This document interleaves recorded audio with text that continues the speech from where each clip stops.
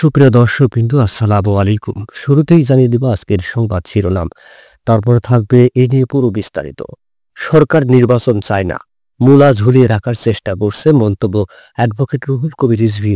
বাংলাদেশ জাতীয়তাবাদী দল বিএনপির সিনিয়র যুগ্ম মহাসচিব অ্যাডভোকেট রুহুল কবির রিজভী সম্প্রতি এক সংবাদ সম্মেলনে তীব্র ভাষায় সরকারের সমালোচনা করে বলেন, সরকার নির্বাচন চায় না, বরং জনগণকে ধোঁকা দেওয়ার জন্য তাদের সামনে মূলা ঝুলিয়ে রাখার চেষ্টা করছে। তার এই মন্তব্য রাজনৈতিক অঙ্গনে তীব্র প্রতিক্রিয়ার সৃষ্টি করেছে এবং আসন্ন নির্বাচন নিয়ে সংশয় ও উদ্বেগ আরো গভীর করেছে।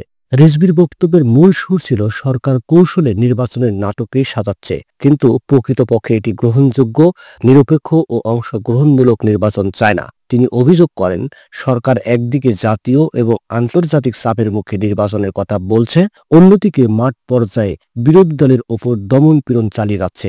তিনি বলেন, একদিকে সংলাপের কথা বলা হয়, আরেকদিকে নেতাকর্মীদের গুম, গ্রেপ্তার ও হয়রানি করা হয়। এটা দ্বিচারিতার নয় কি?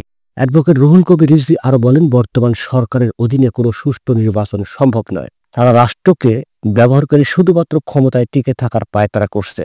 নির্বাচন কমিশন তাদের আজ্ঞাবহ আইন শৃঙ্খলা বাহিনী বিরোধী দমনে ব্যস্ত, আর বিচার ব্যবস্থা নীরব দর্শক। এই বক্তব্যের মাধ্যমে তিনি পুরো নির্বাচন প্রক্রিয়ার উপর গভীর অনাস্থা প্রকাশ করেছেন।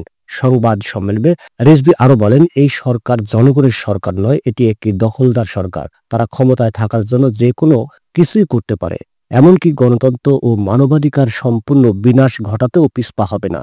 তার বক্তব্য বিরোধী দলের দৃষ্টিকোণ থেকে একটি স্পষ্ট বার্তা ছিল, নির্বাচনের নামে যে কার্যক্রম চলছে তা কেবল সময়ক্ষেপণ এবং আন্তর্জাতিক মহলের চোখে ধুলা দেওয়ার অপচেষ্টা। অন্তর্বর্তী সরকারের প্রধান উপদেষ্টার উদ্দেশ্যে অ্যাডভোকেট রুহুল কবির রিজভী আরো বলেন, মানুষ কিন্তু নানান কথা ভাবছে যে দোসরদের ধুলা দিয়ে পোষা হচ্ছে। তারা হয়তো আপনার সরকারকে বিএনপির বিরুদ্ধে নানাভাবে বোঝাচ্ছে। তারা বোঝাচ্ছে বিএনপিকে দমিয়ে রাখতে হবে। বিএনপির এই মুখপাত্র আরো বলেন, এই যে নির্বাচন নিয়ে সরকারের টালবাহানা, আজকে দিন দিন কিন্তু দেশ তার যে ৭১-এর অহংকার এবং ২৪-এর ৫ই আগস্টের যে অহংকার, সে অহংকার মিলিয়ে মানুষের যে প্রত্যাশা বহুদলীয় বহুমাত্রিক গণতন্ত্র প্রতিষ্ঠা, এটা তো এখনো প্রতিষ্ঠিত হয়নি। সেই সুযোগ অনেকেই নস্যাৎ করে দেওয়ার চেষ্টা চলছে। প্রধান উপদেষ্টাকে উদ্দেশ্য করে রিজভী আরো বলেন, আজ মানবিক করিডোরের কথা বলছেন।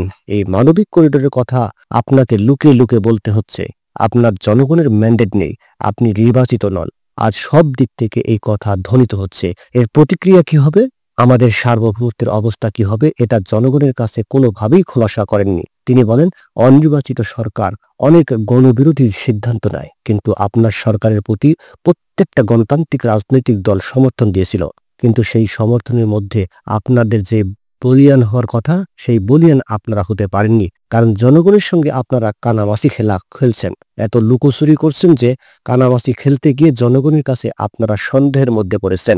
অ্যাডভোকেট রুহুল কবির রিজভী আরো বলেন, আমরা তো বারবার বলি, আওয়ামী দোসররা বিভিন্ন জায়গায় ঘাপটি মেরে বসে আছে। যারা বিএনপি বিরোধী, বেগম খালেদা জিয়া বিরোধী, তারা প্রশাসনে আছে, শিগগির গিরগিটির মতো রং পরিবর্তন করছে। বরং রং পরিবর্তন করে ওরা নিজেদের উদ্দেশ্য সাধন করছে। ওরা গণতন্ত্র, নির্বাচন, গণতান্ত্রিক পরিবেশ প্রতিষ্ঠা করতে দিতে চায় না। আমরা বলছি, তারা গণতান্ত্রিক প্রতিষ্ঠান ভেঙেছে।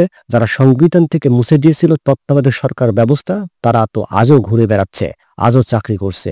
যেই বিচারপতি আখতারুজ্জামান বেগম খালেদা জিয়াকে মিথ্যা মামলায় সাজা দিয়েছে, তিনি এখনো কিভাবে বিচারপতি থাকেন? নিউজটি সম্পূর্ণ দেখার জন্য সবাইকে ধন্যবাদ।